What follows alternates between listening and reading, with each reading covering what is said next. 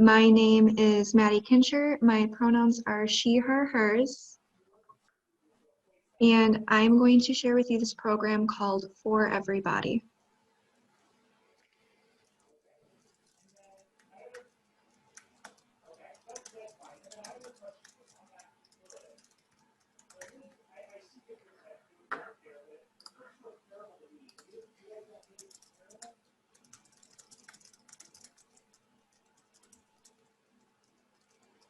So what For Everybody is really about creating a space where all people, no matter what body type they're living in or their body size, can feel respected and welcome in that environment. And we're kind of be talking about that starting in the classroom.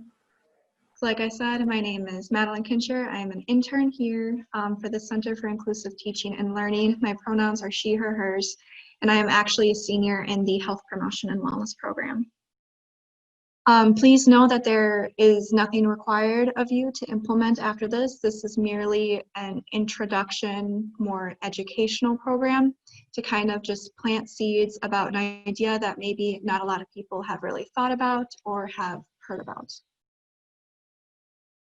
So some of the expected outcomes for this program include learning what body and size diversity inclusivity is, as well as a history of fatphobia, identifying body-related stigmas throughout daily life, and then having the groundwork to continue this learning process through what body diversity and inclusivity is.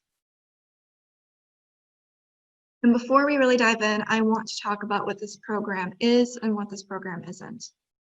When topics such as intuitive eating, health at every size, or body positivity get mentioned, a lot of people start saying that you're endorsing bad eating habits, glorifying unhealthy lifestyles.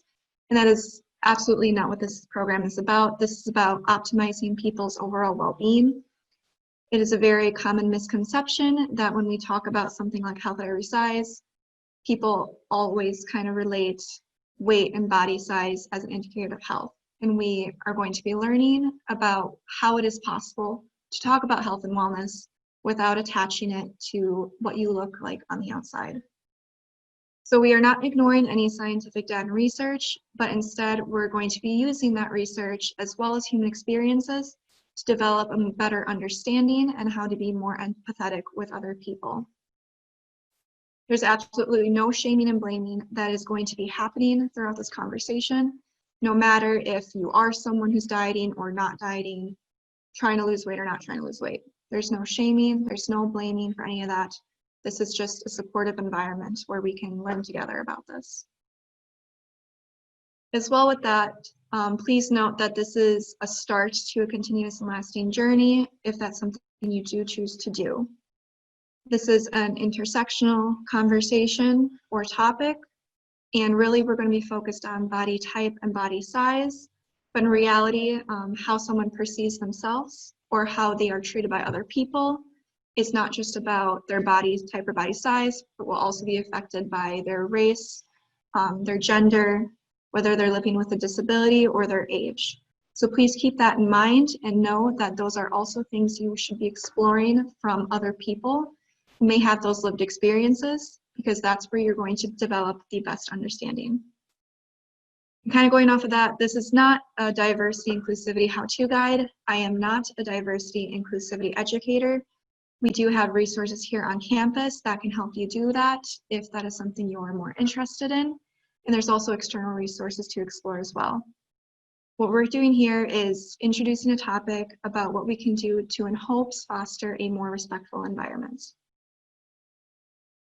So please know before we begin, just some trigger warnings. There will be mentions of weight discrimination and eating disorders. So if you do feel any discomfort, feel free to either mute me, I'm talking, or leave the conversation and rejoin us if you feel comfortable.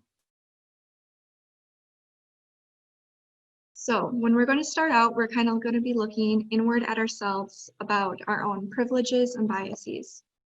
And then we're going to talk about some terms such as body diversity, inclusivity, and body image.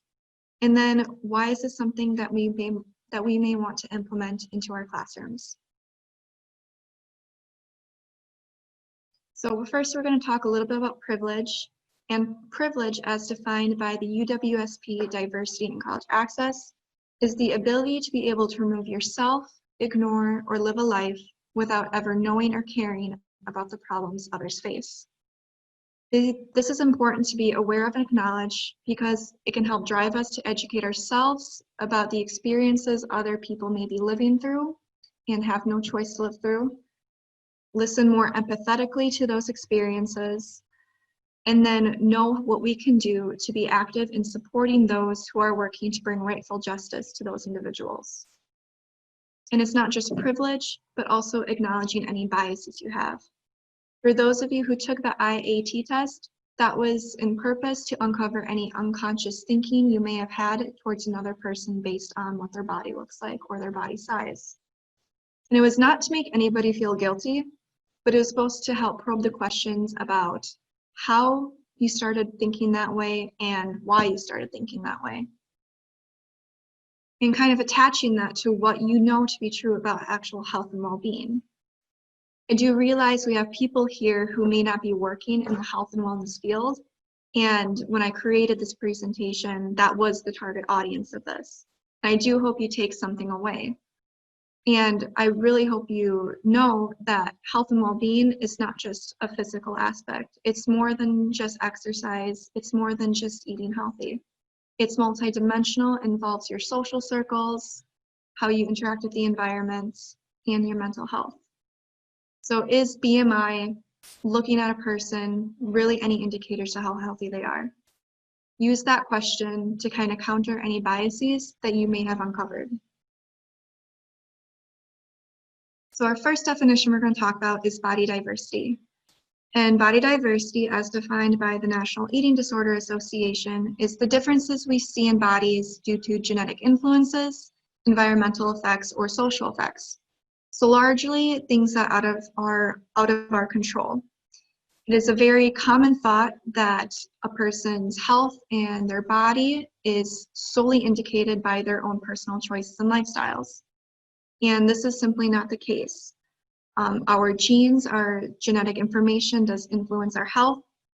And some people are living lives where a lot of environmental or societal effects really limit the choices that they're able to make. So it is important when you're having these conversations or thinking about this, that you consider things like genetics and the social determinants of health when having these conversations. Another part of body diversity is about representation. And that's representation in the workplace, in health and wellness spaces, in social media, and all other aspects of life of all bodies of sizes, race, genders, age, abled or disabledness.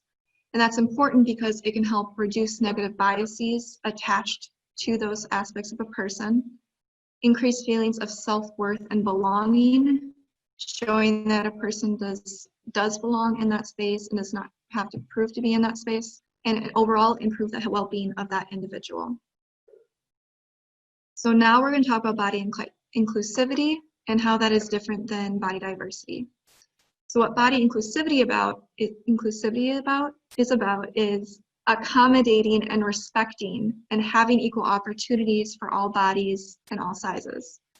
So representation and then actually accommodating are two different things. This article I read by a woman named LaTria Graham. She is a plus-size ultramarathoner. And at the time when she wrote this article, she kind of called to Lululemon, who had plus-size models on their website modeling in their clothes, but they actually didn't offer plus-size sizes. So that's an example where a company presented like they were diverse, but they actually weren't an inclusive environment because they didn't make those accommodations that they were saying that they had. Another aspect of this presentation is that you're going to hear a lot from other students. We did a body image survey with them to gather their own attitudes and insights about how they're feeling about their bodies. And a lot of them offered a lot of feedback that they were willing to share with us. And this student says it very well about body inclusivity and if this is something that you want to carry out with and learn more about. They said that we need to hear from those with certain body types on how they want to be represented. We shouldn't promote a certain body type, so our school passes the inclusive standard. No body type should be patronized or used as advertisement because that is demeaning and hurtful. So in other words, do not speak for other people. Do not use other people's images or experiences to make yourself appear a certain way, but just listen to them instead. And that's really important if you truly want to optimize other people's well-being and be supportive of them. And our last term is body image. And body image, also defined by NEDA, is what we believe to be true about our own appearance, whether that's an assumption, a generalization, or a memory. In the context of this program, it's about how we feel about our body, including height, weight, and shape. But like I said, this is an intersectional topic, and it's also how we physically feel inside of our bodies. A lot of students commented on their survey that there is a link between being trans and having body image issues. The body image and gender equality should be talked about, as well as body image related to things like racial injustice as well. So in the context of here, we're going to be just talking about body size and weight, but do know that body image also affects other people regarding other aspects about them. So why was this an idea to bring into the classroom? Well, in hopes originally this was to support health and wellness professionals for the future workforce to take more value in a person besides what kind of body they're living in, to show that they have that value and worth regardless of something like that. And truthfully, it may also help direct the students you are talking about. So if you are not in the health and wellness educational area, this is also where it is pertinent to you as well. 61% of the students said that their perception of their body affects their self-esteem. 27% of students responding to our survey said it only sometimes does. So body image is something that is on our minds, and it's very much ingrained in our culture to hold value in how we appear. And in hopes we can focus more on the individuals, whether it's their health history, their mental health, and what they may actually be needing in order to improve their overall well-being. We will be seeing later on in these conversations that it can improve self-esteem, mental health, creating that sense of belonging, and is truly a more preventative health measure. And before we move on, these are two graphs I pulled directly from the survey. This first question asking, do you believe that representing health and respect in all body types and sizes should be made a focus in UWSP courses? 76% of students were in agreement with that. This next question is asking, should the social determinants of health be taught in alignment? And 73% of students also agreed with that. So do know that you do have support if this is something that you want to pursue. And there are students who do disagree with this and did have very strong thoughts about this. They expressed concern about, like I said earlier, normalizing unhealthy behaviors, putting people at different health risks, backpatting, or just blaming society instead of taking personal responsibility. And I share that not to blame or shame them or anything like that, but just to give an idea about how implementing an education about this may shift their focuses. So next we're going to talk about our own attitudes and actions, where we're going to talk about the history of fat phobia, various areas where weight stigma appears throughout our daily lives, and then we're going to talk about thin privilege. So the history of fat phobia has its roots in white supremacy. This woman here is Sabrina Springs. She is a sociologist and author of the book Fearing the Black Body. And in a podcast she did with NPR Radio, she briefly discusses how fatphobic attitudes arose and their roots in white supremacy. So Europeans actually started to use body size and eating patterns as a way to show who was an enslaved person and who was free. So just by observing behaviors, they attributed the behaviors they observed to the reason why Africans were the body size the way they were. And then they noted that if they wanted to keep their self-proclaimed status of being a superior race, that they had to watch what they eat and be slender. She later talks about how this appears again in the 19th century, where articles were targeting middle-class and upper-class white women to eat as little as necessary to maintain good Christian nature and racial superiority. So if you're familiar with the 7 deadly sins, gluttony is one of them, which is the overindulgence and overeating. And the reason why it's important to know the history and roots of this is because it helps us understand, first of all, why we may be thinking the way we do, the roots it has in racism and the importance of that, and kind of to bring the attention why it's very problematic that a lot of health and wellness spaces are heavily whitewashed. Some statistics done by NIDA actually showed that Black and Hispanic women are less likely to have their eating disorder symptoms considered problematic when those same symptoms are being expressed by a white woman. The white women face a 44% chance of their symptoms being deemed as serious. Hispanic women with the same symptoms, it's 41%, and for Black women with the same symptoms, it is 17%. So it's very important to acknowledge this history because it's more of a systemic issue and really brings the attention the importance of having people of all backgrounds and all lifestyles leading conversations such as this. So one thing that kind of arose from that history is weight stigma.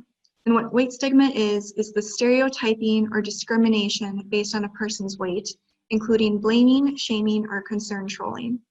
For those of you who don't know what concern trolling is, what it is when someone may give unsolicited diet or weight loss advice or simply make an incredibly rude comment and then back up their reason for saying that with, "I'm just concerned about your health." This is problematic because it's most likely that they are just judging someone's health based on what they look like. And it really doesn't improve people's health or well-being, and instead it puts the receivers at an increased risk for body dissatisfaction, mental health issues like depression, binge eating, or other eating disorder behaviors, as well as poor healthcare, an increase in blood pressure, elevated cortisol, and higher risk behavior tendencies. The areas where we're going to talk about weight stigma is in schools, home, clinical settings, and the workplace and media. But it also can appear in wellness facilities, athletic departments, and fashion. So first we'll talk about weight stigma in schools and homes because this is really where it kind of first appears. Weight-related bullying is one of the highest forms of bullying in the school setting, and it can be seen in as young as in preschool and elementary students. There is one UWSP student who is currently working as a teacher who responded to our survey telling about her own experiences of seeing elementary students believe that their bodies are wrong, and they're seeing that as sane and seeing that as young as age 4, that they are resenting their bodies or mocking other people's. They've even had to talk to parents about putting their daughters on restrictive diets. So this is being seen as in very young ages. And it's not just between students to other students, but also teachers. So teachers were found in some surveys to have lower expectations for larger children physically, socially, and academically. Another UWSP student mentioned how when he was in middle school, it seemed everything hit him at once, and that there were these expectations attached to bodies by students, by teachers, and by parents. These students at a weight loss camp, 37% of them reported being bullied by a parent into dieting. It is very common and almost expected in our culture that young people develop body image issues to the point where there really is no intervention because that's just the way it is. But when you have that attitude and when you think that way, what you're doing is you're increasing risk of lower self-esteem, increased risk of things like depression, anxiety, eating disorder tendencies, and drug use. This is a really hard time for adolescents. They go through puberty, their bodies are changing and doing their natural functions, but they're also trying to find a culture to fit in with, and they're very easily influenced by peers and their parents as well. So intervention just does not have to start in college, but can also start in as young as elementary. So next, weight stigma in clinical settings. So this image here is pulled from a study saying weight discrimination is associated with nearly a 60% increase in overall mortality risk.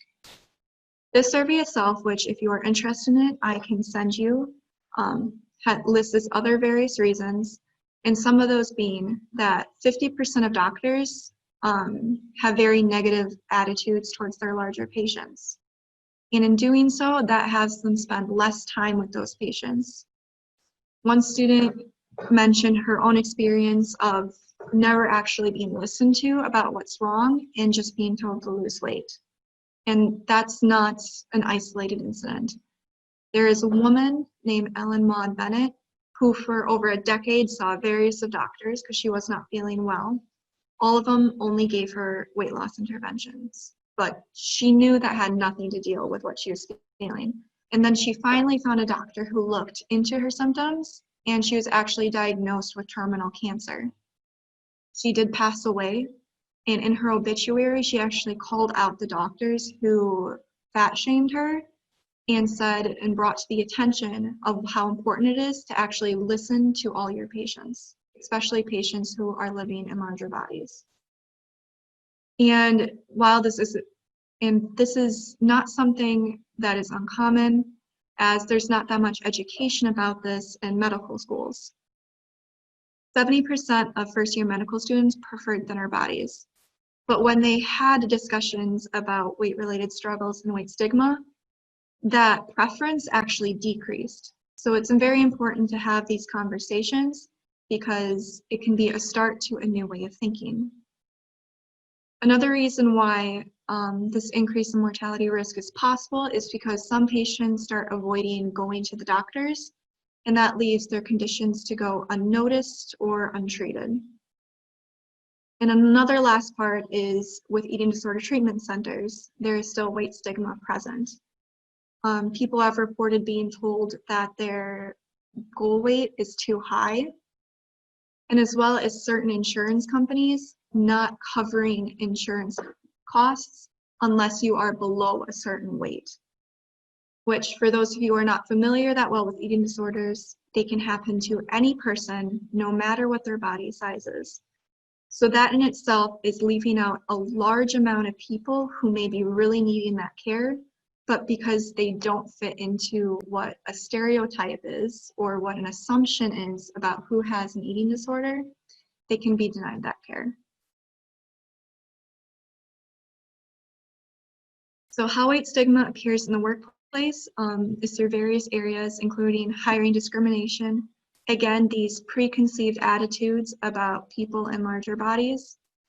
And on average, those in larger bodies will then earn less than smaller counterparts due to hiring discrimination. So it's just preconceived attitudes, just judging by a person by how they appear. Something a little closer to home, specifically in my major, is that a lot of businesses are putting in weight loss wellness programs and hiring a wellness staff. Unfortunately, a lot of them still have weight loss intervention programs, specifically in the forms of competitions or challenges. And what this does is that has been shown to increase socially acceptable weight stigma in the office. Because if you're going to implement a program like this, you can typically know who the target audience is. So and if it's in the form of a competition where there is maybe a prize or an incentive at the end, it's really easy to kind of increase that socially acceptable weight stigma when there's something at stake for you. Another reason why this is problematic is because, like I said, eating disorders can happen at any size, and encouraging these weight loss intervention programs may be encouraging disordered eating behavior. And our last area we'll be discussing is weight stigma in social media. So we did ask students how social media affects their body image, and 50% said it can affect them both positively and negatively. 26% said negatively, 21% actually said it doesn't affect them at all, and then 2% said it has a positive effect. So social media really can be both a positive force and connect you with other people and other spaces that you do feel welcome in, as well as negative. Someone actually attributed the rise in social media to making this a systemic issue, saying the constant need for positive reinforcement is making people very dependable on this. And another individual represented low representation throughout social media as well. And those things can come from aspects like fitspiration.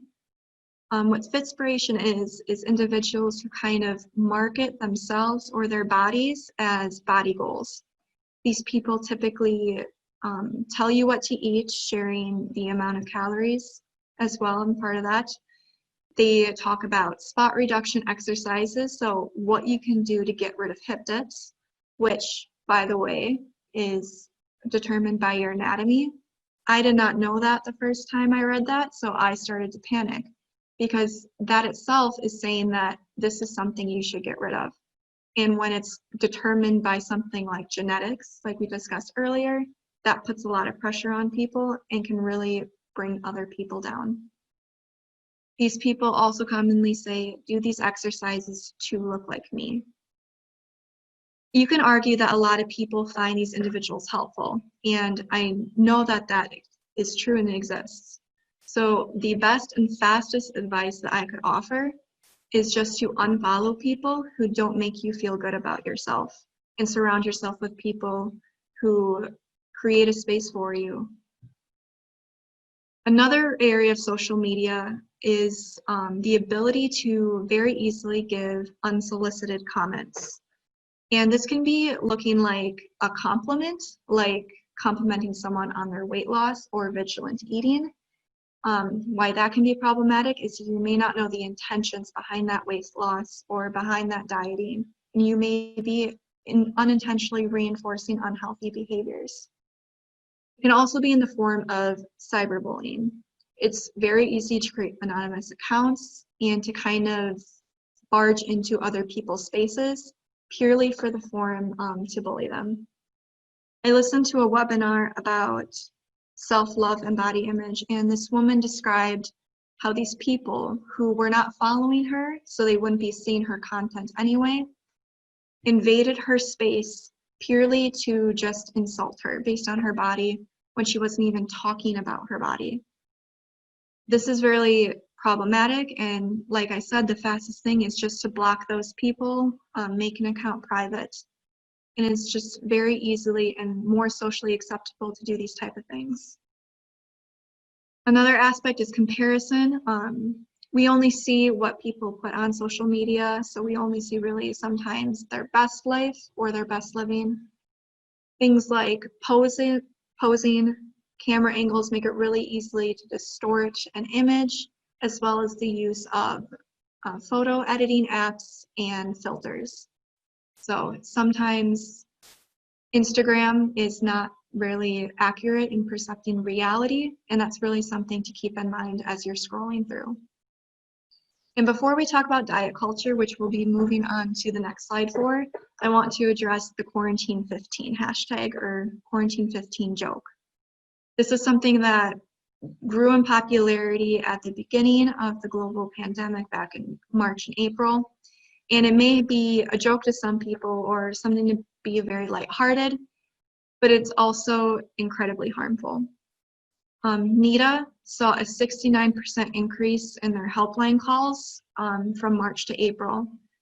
And there's individuals with anorexia nervosa expressing stress about not getting access to certain foods or not having access to enough food. Those with bulimia nervosa experienced higher rates of binge eating episodes or having higher feelings of binge eating. To put it in other words, we were in an incredibly stressful period full of a lot of uncertainty, and we were still pressuring individuals or shaming individuals, whether for either not losing weight, not starting a vigorous exercise routine, or for gaining weight. We put a lot of value and worth into our bodies, and that is just harming other people. The Quarantine 15 and the Freshman 15 are both very representative of that.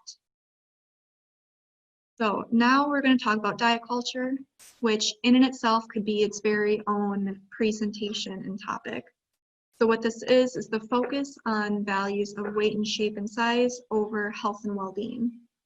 So there's a lot of overlap with what we already talked about, but other aspects of diet culture includes attaching morals to food. So labeling them as good or bad, saying that they can detox you or they can burn fat, or that they're cleansing. Basically saying that we eat to appear a certain way.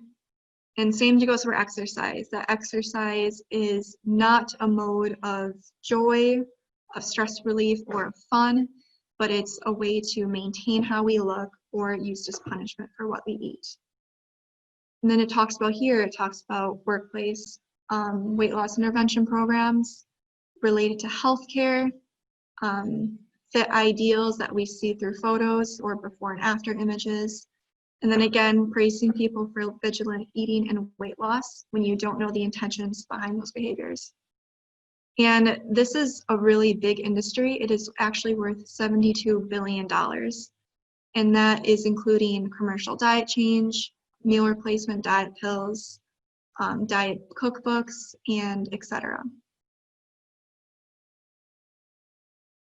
So we're going to end this little portion with talking about thin privilege. So what thin privilege is having advantages, accommodations, and ease in daily life or existing in a smaller body or being straight-sized. So this does not mean that skinny shaming is okay, that smaller people do have easy lives, or that smaller people do not have body insecurities. We had quite a bit of students express that they were bullied for being too thin, that they actually were not being taken seriously when they expressed their own insecurities, or they got turned a blind eye to, and that there wasn't a lot of conversation about the health risks to being too underweight. And all of these things are valid. However, it is important to remember that these people have bodies, including me, have bodies that are respected and are societally acceptable and normal. I can go through my daily life, as Reagan Chaston, Miss Nina Ambassador, says here, not having to think about entering a restaurant, public transportation, roller coaster, doctor's waiting room, Broadway play, or a flight, and worry about finding a seat that accommodates to me. That is another way of saying you have thin privilege. It does not mean your life is easy, but it means you won't be facing or experiencing challenges that others do purely for the size that you are. And this is bringing it up just because it is an important part of this conversation, and you will be hearing a lot more about this if you continue to learn about it. So now we're going to kind of end with some next steps. We're going to go back to kind of a little bit of self-analyzation, and then what could this look like if you do bring it into the classroom, and then some potential action items you can take if you would like to learn more about this conversation. So again, examine and acknowledge any privileges or biases you have. That's really kind of the first step to kind of analyze how you may be able to move through life easier than other people, and then what are some of the thinkings that you have, and potentially how you can counter those feelings. It's also important to be attentive to your own thoughts and language about your own body and about the bodies of others. You should think about how you think and talk to your body. Are you respecting it? Are you nurturing it? And then the language you use about it in front of other people. Because potentially the language you're using about yourself could have a negative impact on those around you. And of course, continue this personal journey. It is a process. It's not something to really understand right away. It's important to hear from other people of different backgrounds and perspectives, especially those of different races, genders, ableness, and cultures as well. So this is something that is going to be continuous, important in order to kind of develop a deeper understanding. So these suggestions to bring into the classroom are going to be accompanied by some things that students actually said in response to what they may want you to know. So first, discuss the social determinants of health. Students want to say that we should be learning early on that size isn't necessarily always an indicator of health, that there is a lot of things playing into it. To be more patient-based and less medically dictated. So paying attention to the individual, being holistic almost, and not necessarily judging them by a set of numbers. Discuss all factors that play into body type and weight.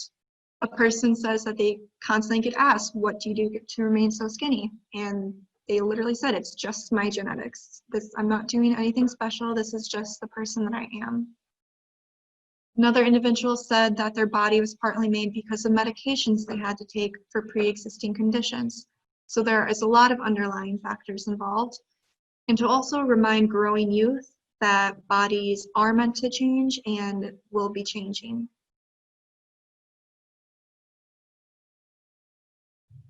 Be strategic with any resources or discussions that you have, or to kind of start out, just look at your current lessons.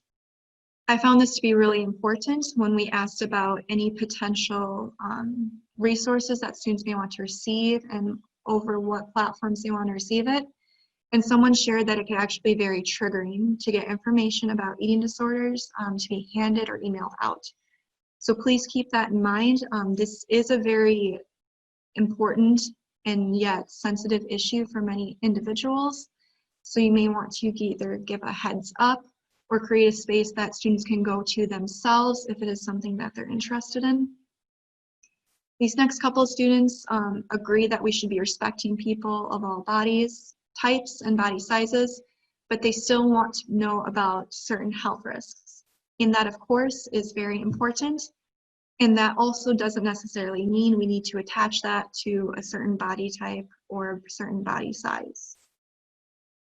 This next person pointed out that in one of their classes, their information seemed a little out of date, even saying that a survey in it could have triggered some people and that these issues should be handled a little bit more delicately. And this other person said that you don't necessarily need to create this a whole new focus, like a whole separate lesson, but just mention it with other conversations. Recognizing that some people may disagree with it and some people may still want to change their bodies to be more comfortable. That is absolutely true and absolutely valid. We can only help foster respectful communities and respectable thinking for individuals. And last but not least, bring this to your classroom because you think it's important. This student has said, I am personally a little on the fence of my answer about if it should be taught in health and wellness classes. My reasoning being, I want professors to teach it because they feel called to, and the fact that it's important. If it's a box they just have to check, they'll give that vibe of, I'm literally doing this because the university tells me to. So like I said, there's nothing required here. And students, especially the student specifically, really only wants these conversations to be talked about if it's coming from a genuine place. So if you do think it's important, please offer to do any of the following action items on this next slide. So first, look through your lessons, kind of see like what you're already having. And these are just a few of the resources that I can offer you if you are interested. The Body Project is actually a training program done by NITA about how to talk about things like body image and eating disorders. This podcast by Roxanne Gay, who is the author of the book Hunger. Highly recommend the book for everyone to read. It's from NPR, where she talks about her own struggles with being a larger Black woman living with an eating disorder. Food Heaven podcast, this one specifically about the COVID weight gain, just to be a little bit more relevant to the times right now. I also just listened to another one last night talking about when anti-dietitians become problematic, specifically the whitewashing of anti-dietitian spaces. Also, more articles about weight discrimination versus mortality, what is diet culture is, social determinants of health. The history of the body positivity movement is something I really recommend for everyone to read to kind of also gain a better understanding. And then if there's anything I said or that you have questions about the presentation, I'd be happy to share where I got the information with you as well. And you can find me at this email address here if you do have any further questions or want any resources. And we do have a little bit of time, and we can stay and either have conversations or questions, but I will not hold you here. So I leave you now with, I hope all people can learn to just love themselves and share more positivity with one another, no matter their size. And that is words from a UWSP student. So thank you all for joining me. If you would like to stay or have any questions or want to have more of a conversation, feel free to. Otherwise, thank you for being here and have a great rest of your evening.